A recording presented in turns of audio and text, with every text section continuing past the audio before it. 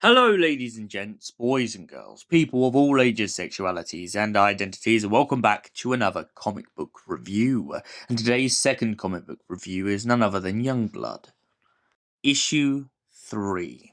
So, what is Youngblood Issue 3 all about? Well, the best way to put this is think of Kick-Ass meets Fantastic Four, just kind of meets any kind of superhero film in which a lot of the superheroes are being potted off and killed off.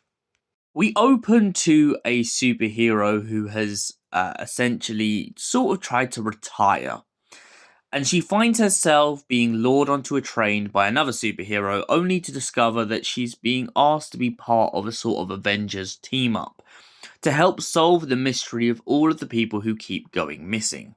However, it turns out that the young upcoming superhero has got a villain on their tail who's chased them down on the train.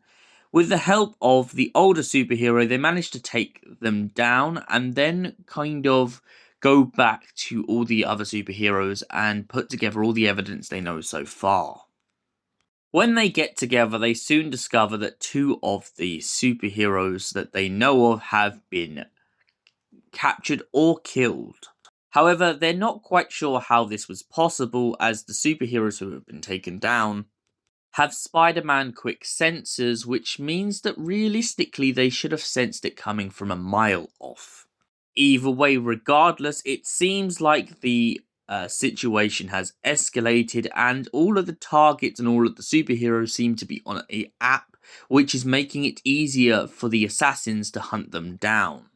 On top of this, the group is struggling to get along as a rock-like superhero that, not being funny, reminds me a lot of the Thing from the Fantastic Four, is having an argument with one of his colleagues named Thomas. The pair have a massive disagreement on the fact that the one that looks like a rock had worked for the government when he and the group disbanded years ago.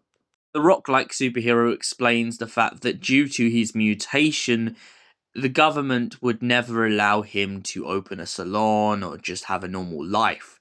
He was kind of forced into working for them as a kind of security guard due to his ability and his mass strength. This, I can't lie, reminds me of one of the versions of the Fantastic Four in which we find the Thing kind of being brainwashed and tortured by the government as a kind of means to an end. But that's besides the point. Let's get back into the plot. So the pair have to sort their differences out. They eventually do so, and our main protagonist finds herself sleeping in a chair, not realizing that she is being watched by one of the superheroes all along. The group then continue to have a lot of banter, and one of the younger ones begins to mock one of the older ones, asking how old he is and whether they need to talk about Die Hard. So, Youngblood. What would I give Youngblood issue 3 out of 10? It's a very solid story, and I love the way that I can kind of compare it to so many different superhero and genres. The standout moment to me in this comic book in general is the way that we see the comparison between a group that has obviously disbanded and them also trying to accept someone younger and bring them into the frame of trying to get them to understand exactly what the superhero world is like. This honestly really reminds me of what I mentioned recently in my Kick-Ass review about how Big Daddy tries to enforce to Kick-Ass that being a superhero is not all sunshine and rainbows. It comes with consequences. And even in this Youngblood comic, there is a real distinct sort of underlined kind of boundary and punchline in which the superheroes are really trying to say, look, the government treats you like hell, the world treats you like hell.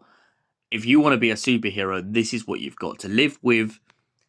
And if you can't deal with that, then being a superhero maybe isn't the best thing to do.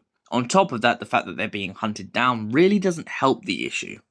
And for that reason, I give this comic book a solid 10 out of 10. Thank you for watching, and we'll see you in the next comic book review. Till then, goodbye, stay beautiful, you beautiful people.